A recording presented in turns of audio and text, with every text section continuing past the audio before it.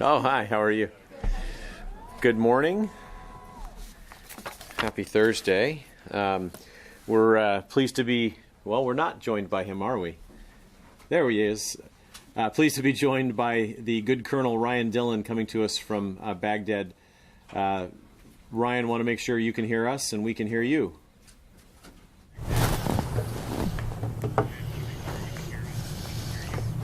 Got you loud and clear, Jeff. Thanks. How me? Good, and if we could just get a tiny bit more volume in here, Tom. And Ryan, we'll turn it over to you for your opening comments.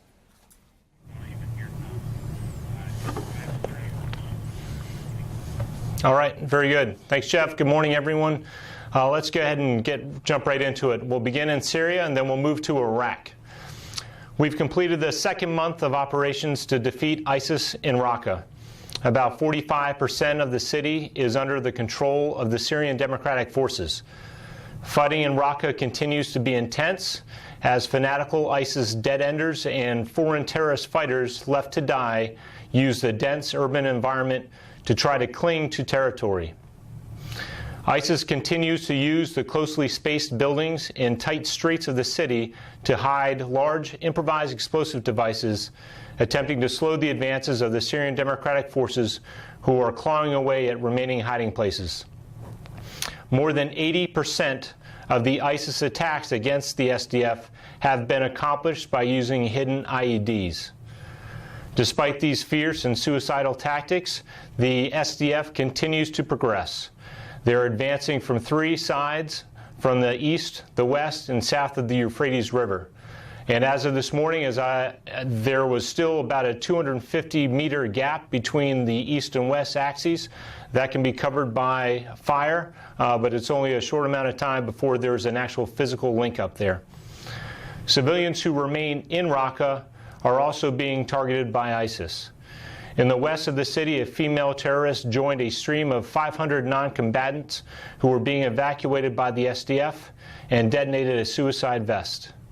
ISIS also indiscriminately fired on the evacuating crowds, causing casualties, including those of the rescuing SDF. Throughout cleared areas of the city, the Raqqa Internal Security Forces, otherwise known as the RISF, a local volunteer counter-ISIS force comprised mostly of Arabs, continues to take on the role of providing order and preventing the escape or return of terrorists. The RISF graduated an additional 230 new members this week.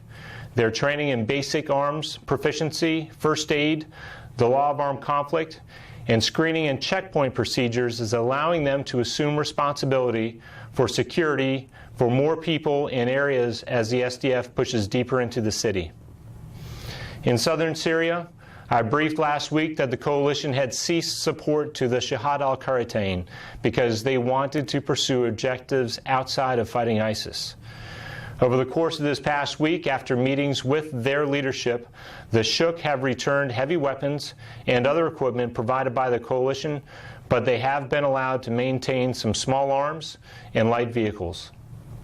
We will continue to train, advise, assist, and accompany other vetted partner forces in southern Syria that wish to defeat ISIS above other objectives. Moving to Iraq, the coalition continues to support the Iraqi security forces as they carry out detailed clearance operations in Mosul and prepare for offensive operations in Tal Afar. Iraqi Army, Emergency Response Division, and Counterterrorism Service will transition security to hold forces in West Mosul here shortly. The ISF are firmly in control of Mosul. Security leads to stabilization and aid, and the more secure areas become, the more aid and projects that can get underway in neighborhoods that were previously under control of ISIS, neighborhoods that need that aid the most. Territory must be cleared of ISIS fighters and cleared of the tons of explosives that have been left behind by these jihadists. We know the immense amounts of explosives ISIS has used in their defenses throughout Iraq. We've seen that they have purposely left in places like Fallujah and Ramadi, booby traps that they've left in ovens, in closets, in dresser drawers, as some examples. And I was talking to a colleague yesterday from the embassy here of an Iraqi family talked about that had returned to their house in Mosul, and when they flipped on a light switch, it triggered a bomb in their neighbor's apartment, killing several members of that family. And while ISIS may not be physically present, they have shown time and again that they will continue to leave destruction in their wake. They will leave a clear intent, they have a clear intent to kill and maim civilians who wish to return home. In conjunction with the United States Embassy here in Baghdad, we have been able to allow humanitarian assistance and efforts of stabilization to begin as quickly as possible once areas have been cleared. There was a surge this week of engineers that assessed some 200 schools, 20 electrical substations, 7 sewage treatment plants, and 2 hospitals and several police stations in West Mosul. Schools have reopened in cleared parts of the city, and electricity has been connected to a water treatment facility that is expected to begin providing clean drinking water to several 100,000 Moslawis in West Mosul very shortly. And these are just a few of the many projects that are underway, decided by local governments to return to life after ISIS. Last week, I announced 7 high-value targets that the coalition removed from the battlefield in recent months. I've got some more for you today. Most recently, the coalition targeted and killed ISIS leaders involved in directing external operations, as well as bomb-making directed at regional and western targets. Abu Fudum, an ISIS explosive specialist, and one of his associates were killed in an airstrike July 13th near Mayadeen, Syria. Abu Ghafour, a Syria-based ISIS external operations official, and one of his associates was killed in an airstrike July 24th near Abu Kamal. Ghafour's assistant, Abu Haman, and 3 other ISIS members were killed by a coalition airstrike on July 16th near Deir ez-Zor. Ghafour and Haman were responsible for managing and directing external operations and participated in plotting attacks against Middle East and Western targets. Their removal deprives ISIS of well-connected members with links to trans-regional terror support networks around the world. The coalition also targeted ISIS foreign fighters from Southeast Europe operating in Syria as recruiters, facilitators, and attack plotters responsible for multiple atrocities within Syria. Lavdrim Muhaxiri was killed by the coalition airstrike on June 7th near Mayadeen. He was an ethnic Albanian from Kosovo and the self-proclaimed leader of ISIS foreign fighters from Kosovo. He was known as the most prominent and radical ethnic Albanian fighter in Syria and was directly responsible for inciting jihadist ideology within European communities and encouraging foreign fighters to travel to ISIS-controlled territory. He was also responsible for planning numerous terrorist attacks, to include the failed plot to bomb the 2016 Israel-Albania soccer match in Albania. There are 8 other dead colleagues of his that I will not mention, but you will find them in a press release that will be available to you by the time this briefing is complete. ISIS poses a global threat because of its commitment to plot, direct, and incite terror attacks, and its ability to recruit, move, and finance the terrorists who commit those attacks. The coalition will not stop targeting ISIS terrorists in Iraq and Syria until this threat is removed. The region is secure and our homelands are safe. And with that, I'll now be happy to take your questions. Sure, we'll start today with Joe Tabbitt from Al-Hurrah. Thank you, Captain Davis. Colonel Dillon, I would like to ask you about news coming from Turkey. Many Turkish media reports are saying that the United States had sent tanks and hundreds of truckloads of weapons into Syria to support the Kurdish YPG. First, is that true? Do you have any comment on that?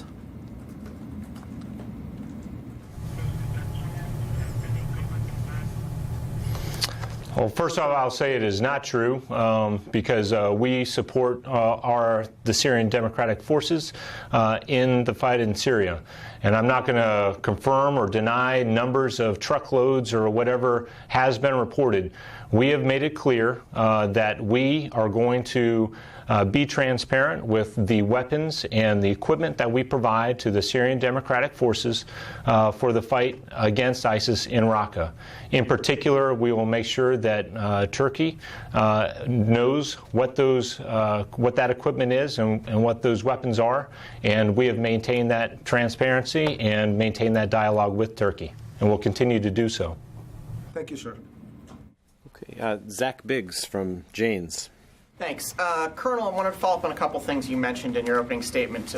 First off, I might have missed this number, but you said that there were 230 new trainees that graduated from the Raqqa Internal Security Force last week. Is there a total number for how many have been put through the program thus far?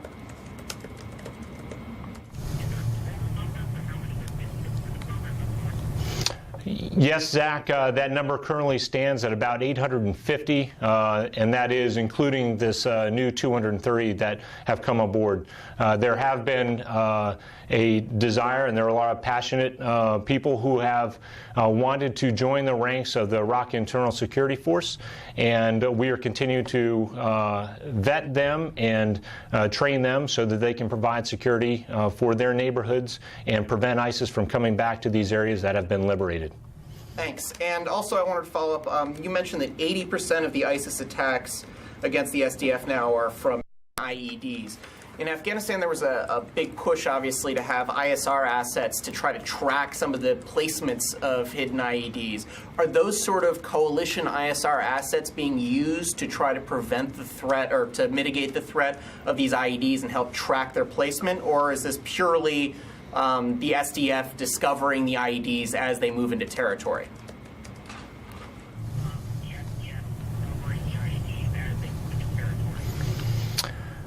Well, Zach, we do have capabilities, and I'm not going to get into the details of them, but anything that we can do to help identify where these IEDs are, these vehicle-borne IEDs, these factories where they are being built and striking them prior to the ability of ISIS to use them, we will do those things. And as far as detection of these IEDs, there are capabilities that we have and are using in Raqqa for that purpose. The gentleman from the Daily Sabah. Ragip Soylu with Daily Sabah. Hello, Colonel. I have a question over the stabilization efforts. As far as I understand, there was a report on Washington Post, if I'm not wrong. There was a group of American diplomats visited Syria to understand how to start this stabilization efforts in the country. Could you tell us whether the coalition started to do this stabilization work, or if it started, what has been done so far?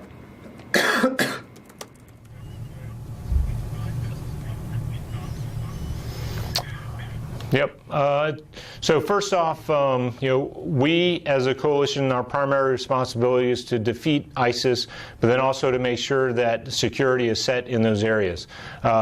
We are also working with the Department of State, and they have a team that is working towards the stabilization and the humanitarian aid that is being provided to the Syrians who are displaced, and the stabilization projects that will happen in Raqqa after it has been cleared of ISIS. I forget the name of the acronym, but it's START. It's a Syrian transition, but it is a part of the Department of State, similar to what we have here in the embassy in Baghdad, that addresses the humanitarian aid and stabilization efforts. And that meeting that you saw, that I think was Special Envoy McGurk, who was there, and we also have one of our deputy commanding generals and our commanding general that routinely travels through the area to get updates on both the operational updates, but also on stability that is happening in the region. I hope that answers your question. Ryan Brown from CNN. Hello, Colonel. Thank you for doing this. Just two questions. The first, in a strike release issued earlier this week, you mentioned the coalition said that it had destroyed an ISIS chemical weapons factory in Deir ez-Zor. Can you talk a little bit, and I think also the Syrian Observatory for Human Rights talked about that there was ISIS chemical weapons in Raqqa. We learned a little bit about Mosul. Can you talk a little bit about what kind of chemical weapons ISIS is using or has in Syria, and what that factory? If you can give a little bit more on that factory that was destroyed.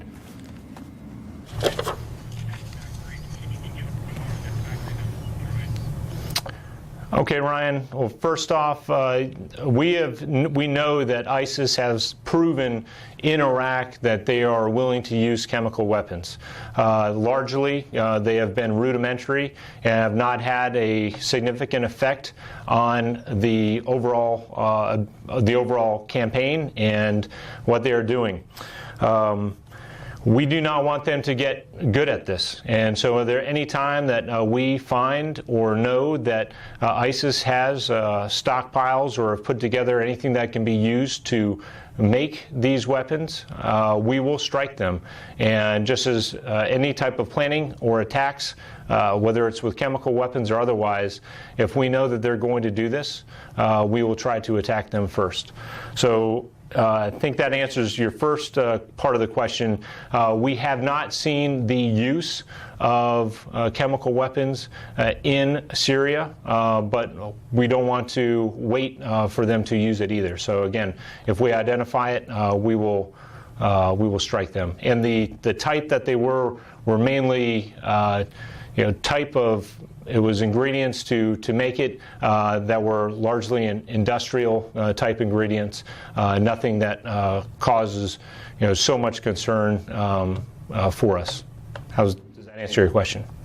Excellent, thank you, sir. And my other question is, you talked about the high value targets taken out, and mostly sound like a lot in Mayadeen, including ethnic Albanian from Kosovo.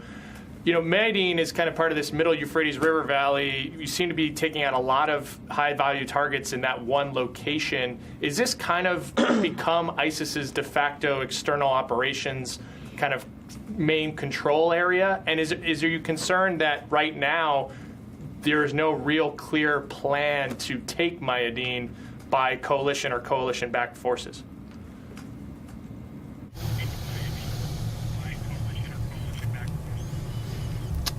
We have seen that there are a lot of these high-value targets have come from throughout the middle Euphrates River Valley. So Abu Kamal, Mayadeen, Deir ez-Zor. I think I mentioned, each one of those locations in today's announcement.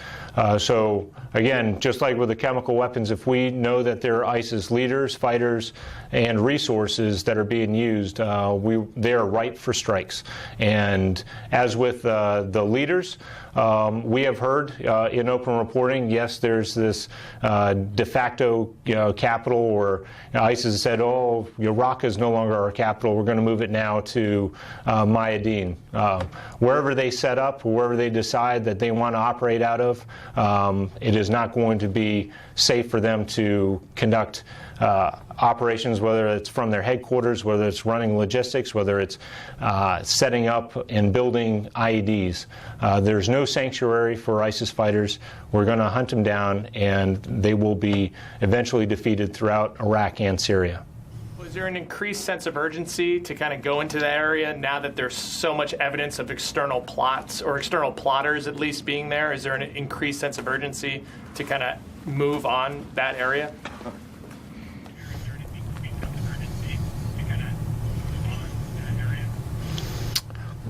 Right now, our focus is on defeating ISIS in Raqqa, but I think that if you, and as you very well do, you look at these strike reports every single day, and as you look at them throughout the week, you'll know that we are not letting up. And just as I look at it here, 54 strikes this week in Deir ez-Zor, 15 in Abu Kamal. So there's no shortage of ISIS targets throughout the middle Euphrates River Valley, and we are continuing to strike them and be successful with these strikes. Okay, Jamie McIntyre, Washington Examiner. Colonel Dillon, is there any way you can characterize the level of resistance that the Syrian Democratic Forces are facing in Raqqa? Is it, for instance, comparable to what the Iraqi forces faced in Mosul when they were in that really deadly urban combat?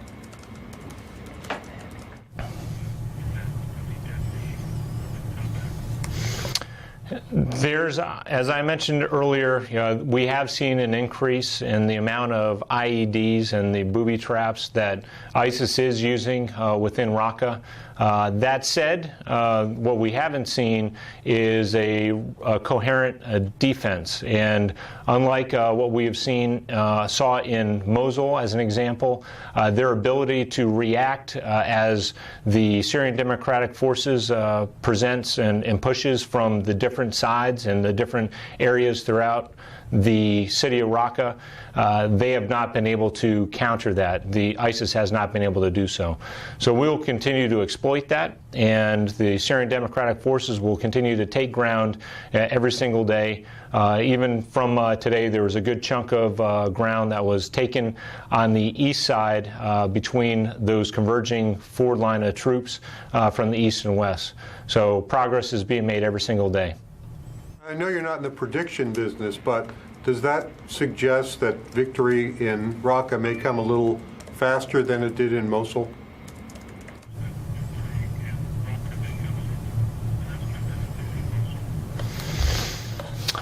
You're absolutely right. I'm not a predictory on this at all, but the operation started off very quickly, and there was a lot of ground taken in a very short amount of time when this started.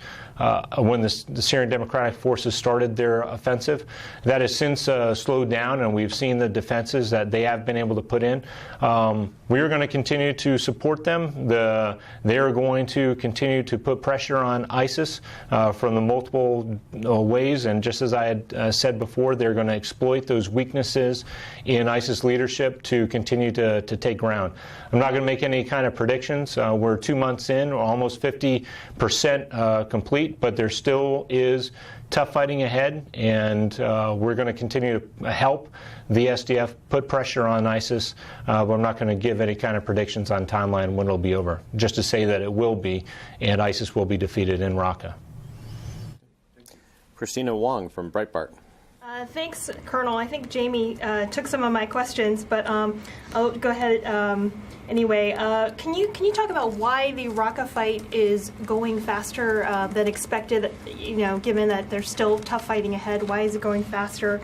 And are you seeing any ISIS fighters fleeing to Southeast Asia or South Asia or any other hubs? And then would like to know what defeat in Iraq and Syria would look like for ISIS.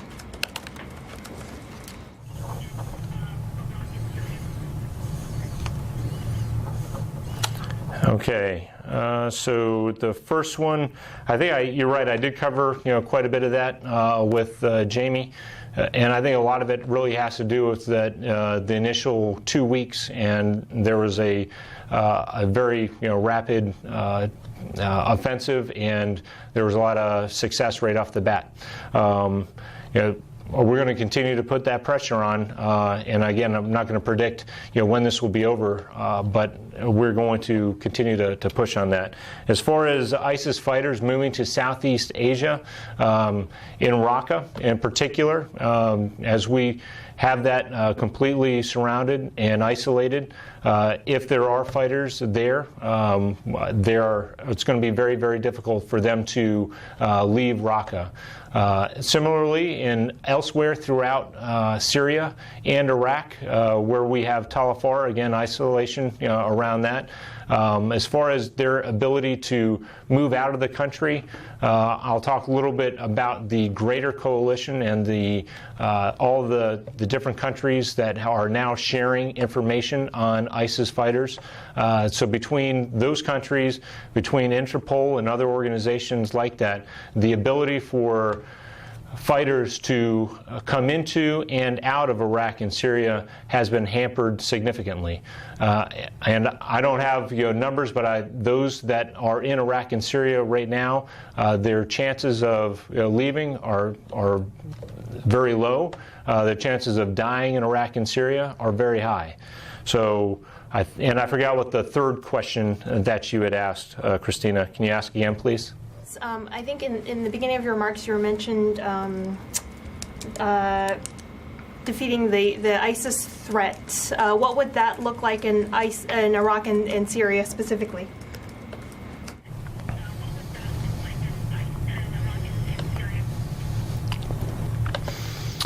Well, as we continue to, through our partners, take away ISIS territory and not allow them to conduct the large-scale attacks, the conventional type fighting that we have seen, we do fully expect that they will devolve back into an insurgent type organization that looks more like terrorists that conduct these prior to 2014 when ISIS came to rise. We expect to see see them devolve into those type of actions. What we are doing as a coalition to address that is through the training that we are doing for the Iraqi security forces and with our Syrian partners. So we spent a lot of time on the front end of this campaign training Iraqi Army, Peshmerga, and counterterrorism service forces and federal police for the kinetic fight and for the conventional fight.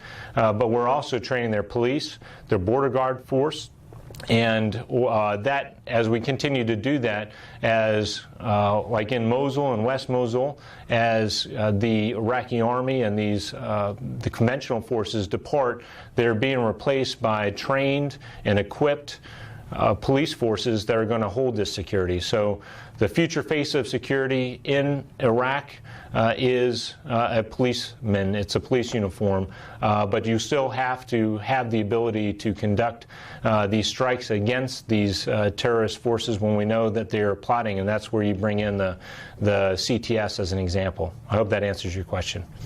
It does. Thank you. Okay, Lucas Tomlinson, Fox News. Colonel, last week you said that Raqqa was 45% retaken, and today you said the same. Can you explain this apparent stalemate in the ISIS stronghold?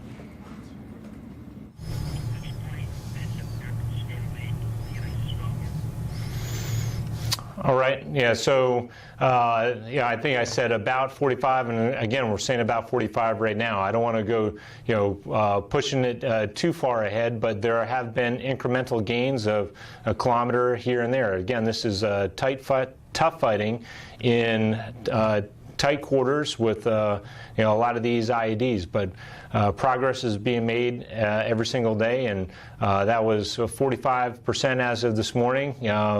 Perhaps it's 46 today after that chunk that I saw, but I will stay with 45%, and I will not say it is a stalemate. They are continuing to make progress every day, Lucas. That's the point of the question, is if they're making progress, why is it still 45 or 46% a week later?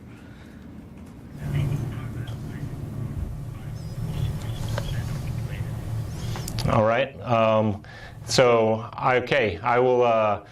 I will go ahead and perhaps give a little more wiggle room on my percentages next time. So I will say, and I will continue to say, that they are making progress every day, and I think we're going to see that here in this week when I present more information and more progress in next week's update. Okay, Cassie Milleri from Anadolu News Agency. Thanks, Captain Davis.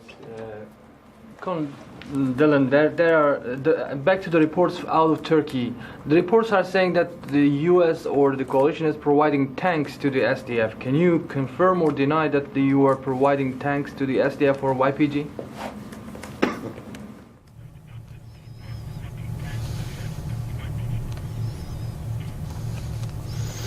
All right. I don't know what it is, Costume. It seems every single time the mic just started getting jumpy there.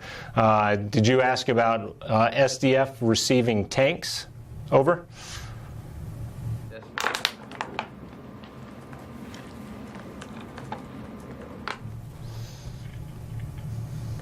I believe he's still not hearing.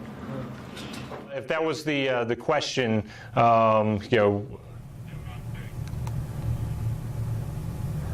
If that is the question, and you had asked about the SDF receiving tanks from the United States or from the coalition, that is not accurate. Okay. And on Al-Tanf, are there still... Let's bring you a microphone, Kessim, for a second. You're in that sort of dead spot in the room. Okay. Thank you. So on Al-Tanf, can you confirm that are there any coalition forces currently in Al-Tanf right now?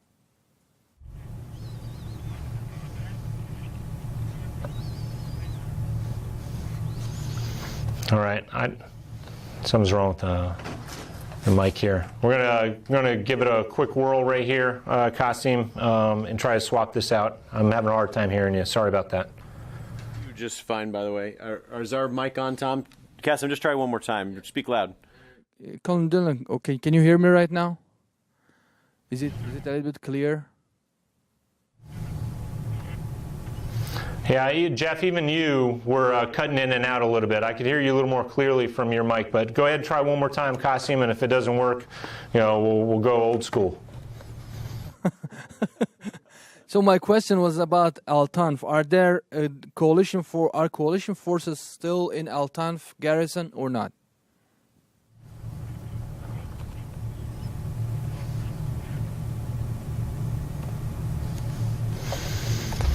I think the question is, there are coalition forces that are still at Al-Tanf garrison.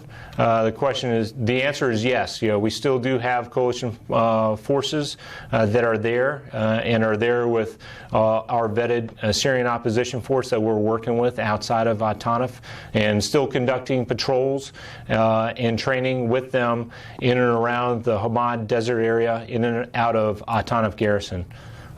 Does that answer your question? And I hope that was your question. Yeah. That was exactly my question. But I will follow up with that. As partnered forces, the partnered forces do not have a contact with ISIS posts around the Al-Tanf garrison. So, what is the purpose of holding that coalition force or leaving that coalition force down at that garrison, as there is no ISIS currently around that area?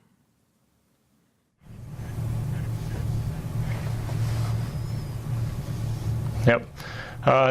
So first off, Qasim, that there's no ISIS there because we have been there, and we've been there, and we've presented a projection from the Al-Tanf garrison with our vetted Syrian opposition forces in that area.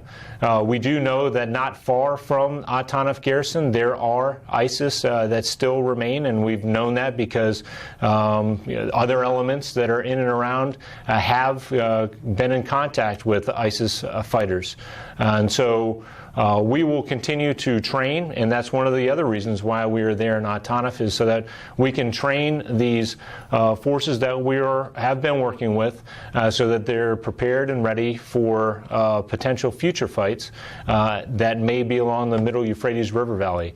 Brought this up last week. Part of the group that we are working with in Al-Tanf, they are from the middle Euphrates River Valley, from Abu Kamal up towards Mayadeen.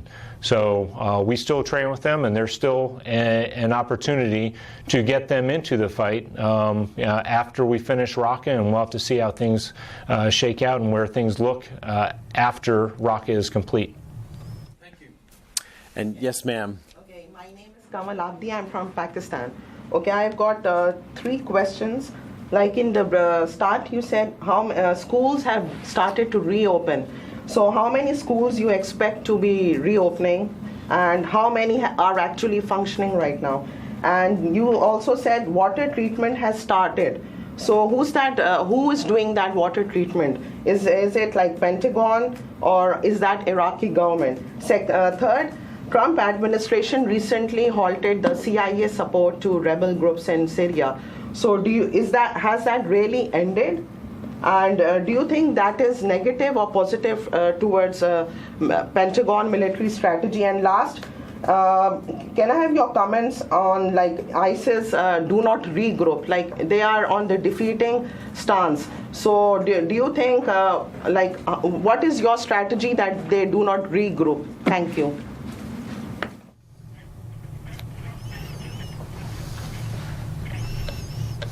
All right. We're going old school because it's all cutting up here. So I'm going to give a call here, Tom, real quick, and we're going to switch to the Pentagon briefing room. We're going to go off of this, okay? I didn't catch any of that. I'm sorry.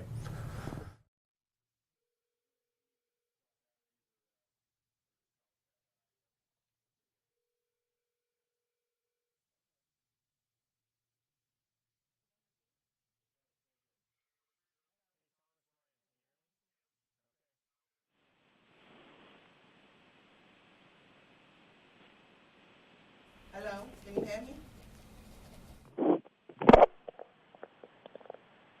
All right. Can you hear me now? Hello. Yeah, I think we got you. We can hear you. Can you hear us? I can hear you. I think so I can hear you very well, Jeff. If anyone has a question, I don't know if you have to hand microphones out, but I can hear you well. Thanks. Okay. So my first question is, you said in the start that schools have started to reopen. So my question is, any estimate that how many schools are actually functioning now back? And second, you said water treatment has started. So that's a good news. So who is doing that water treatment? Is it Pentagon or is that Iraqi government? Okay, so first off, I said that the electricity, to this water treatment plant has started, has been connected, and it should be a very short time before the electricity in that water treatment plant is started to get the water into West Mosul. East Mosul, they've been getting water, and it's already being trucked in as well. So I just want to make a clarification on that, is that the water treatment plant in West Mosul has not started to crank out water yet. As far as your first question on the schools, that is one of the latest numbers that I saw were 83 schools in West Mosul have opened, and I think that it was more than or about 60,000 students are already back in classes. And all of these things, while we are supporting, we as the coalition through providing security, it is really the government of Iraq and it is the United Nations and who are doing all the heavy lifting and doing all the work to get these stabilization projects and this aid back in place. I hope that answers your question.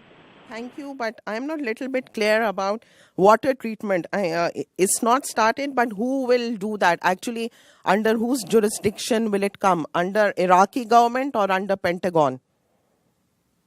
No, that will be the government. Everything is in charge of by the Iraqi government, and it's the local governance that decides and chooses the projects that they want. In this particular project, I believe it's through the UNDC who they are working through on this. My third question, Trump administration recently halted the CIA support to the rebel groups in Syria. So has that really ended? And do you think that is negative or positive for the Pentagon military strategy?